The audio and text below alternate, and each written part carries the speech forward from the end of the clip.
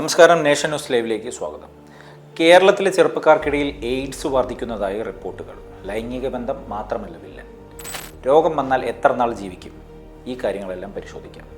നമ്മൾ പൊതുവെ പുറത്തു പറയാൻ മടിക്കുന്നതും എണ്ണത്തിൽ കുറവാണ് എന്ന് കരുതി ആശ്വസിച്ചിരുന്നതുമായ ഒരു രോഗത്തിൻ്റെ നിശബ്ദമായ വ്യാപനമാണ് കേരളത്തിലെ യുവാക്കൾക്കിടയിൽ വർദ്ധിച്ചുകൊണ്ടിരിക്കുന്നത്.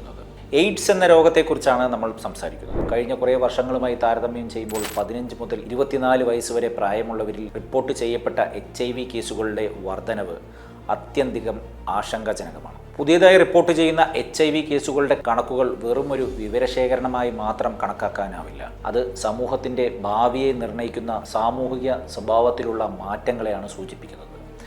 അതിലുപരി ആരോഗ്യമേഖലയിൽ ലോകത്തിന് തന്നെ മാതൃകയായിരിക്കുന്ന കേരളത്തിൽ യുവാക്കളിൽ ഈ രോഗവ്യാപനം സംഭവിക്കുന്നത് സാമൂഹ്യ സുരക്ഷാ സംവിധാനങ്ങൾക്കു നേരെ ചോദ്യചിഹ്നം ഉയർത്തുകയും ചെയ്തു. ഇക്കാലത്ത് എയ്ഡ്സ് പകരുന്നത് സുരക്ഷിതമില്ലാത്ത ലൈംഗിക ബന്ധങ്ങളിലൂടെ മാത്രമല്ല, മറിച്ച് വർദ്ധിച്ചു വരുന്ന മയക്കുമരുന്ന് കുത്തിവെപ്പുകളിലൂടെയാണ്. ലഹരി ഉപയോഗത്തിനായി ഒത്തുചേരുന്നവർ ഒരേ സിറിഞ്ച് കൈമാറി ഉപയോഗിക്കുന്ന പ്രവണത കാണപ്പെടുന്നുണ്ട്. ഉത്തേജനത്തിൽ അവർ പങ്കിടുന്നത് മാരകമായ ഒരു വൈറസിനെ കൂടിയാണെന്ന തിരിച്ചറിവ് അവർക്കില്ല. സ്വവർഗരതിയിലൂടെയും HIV ബാധിതർ വർദ്ധിക്കുന്നതായും റിപ്പോർട്ടുകളുണ്ട്. സുരക്ഷിതമല്ലാത്ത സാഹചര്യങ്ങളിൽ നടക്കുന്ന ടാറ്റൂവും ബോഡി പിയേഴ്സിങ്ങും ഇപ്പോൾ എല്ലാ പ്രായക്കാർക്കിടയിലും വ്യാപകമായി കാണപ്പെടുന്നുണ്ട്. അണുവിമുക്തമാക്കാത്ത ഉപകരണങ്ങൾ ഉപയോഗിക്കുന്നതും ലൈസൻസ് ഇല്ലാതെ പ്രവർത്തിക്കുന്ന കേന്ദ്രങ്ങളുടെ വ്യാപനത്തിന് കാരണമാകും. സമൂഹത്തിൽ തുറന്നു പറയാൻ പറ്റാത്ത അസുഖമായാണ് പലരും എയ്ഡ്സിനെ കണക്കാക്കുന്നത്. അസുഖത്തേക്കാൾ കൂടുതലായി സമൂഹത്തിലും കുടുംബത്തിലും ഒറ്റപ്പെടുമോ എന്ന ഭയമാണ് ഇതിന് കാരണം.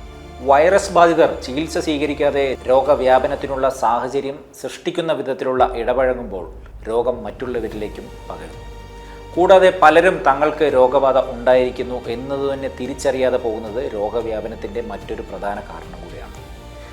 രോഗം തുറന്നു പറയുന്നവരെ ചേർത്തു പിടിക്കുന്ന വഴി മാത്രമേ ഒരു സമൂഹമായി HIV ബാധയെ പൂർണ്ണമായും നമുക്ക് നേരിടാൻ കഴിയൂ. HIV വായുവിലൂടെയോ സ്പർശനത്തിലൂടെയോ പകരുന്ന ഒന്നല്ല. രോഗബാധിതരായ ആളുകളുടെ അടുത്ത് ഇരിക്കുന്നത് കൊണ്ടോ അവരെ സ്പർശിക്കുന്നത് കൊണ്ടോ ഒരേ പാത്രത്തിൽ ഭക്ഷണം കഴിക്കുന്നതിലൂടെയോ രോഗം പകരില്ല.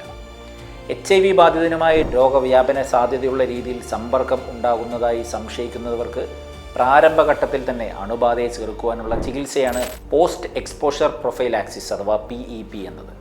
എത്ര നേരത്തെ ചികിത്സ തേടുന്നുവോ അത്രയും ഫലപ്രദമായിരിക്കും ഇതിൻ്റെ റിസൾട്ട്. 72 മണിക്കൂറിന് ശേഷം ഈ ചികിത്സയ്ക്ക് പ്രയോജനം ലഭ്യമല്ല എന്നതും ശ്രദ്ധിക്കേണ്ട കാര്യമാണ്. എയ്ഡ്സ് രോഗികൾക്ക് നൽകുന്ന ചികിത്സയായ ആൻറ്റി റെട്രോവൈറൽ തെറാപ്പി വഴി ജന്മന എയ്ഡ്സ് ബാധിതരായി കുഞ്ഞുങ്ങൾ ജനിക്കുന്ന സാഹചര്യം ഇപ്പോൾ നിയന്ത്രണ വിധേയമാക്കുവാൻ സാധ്യമാണ്. വൈകാതെ തന്നെ രോഗനിർണയം നടത്തി ചികിത്സയിലൂടെ ശരീരത്തിലെ വൈറസ് ലോഡ് കൃത്യമായി നിയന്ത്രിക്കുന്ന ഒരാൾക്ക് ദീർഘകാലം മരുന്ന് കഴിച്ച് പ്രമേഹം അല്ലെങ്കിൽ രക്തസമ്മർദ്ദം നിയന്ത്രിക്കുന്നത് പോലെ തന്നെ ഇന്ന് എയ്ഡ്സ് നിയന്ത്രിച്ച് ആരോഗ്യകരമായ ജീവിതം നയിക്കുവാൻ സാധിക്കുന്നു എന്നതും ശ്രദ്ധേയമാണ്.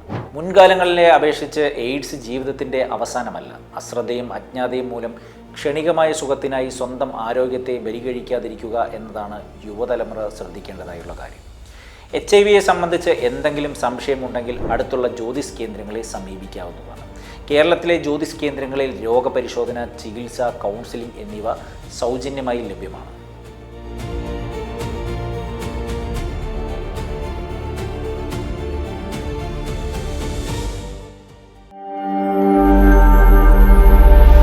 നാഷൻ ന്യൂസ് ലൈവ്, സത്യം, ചരിത്രം, വർത്തമാനം.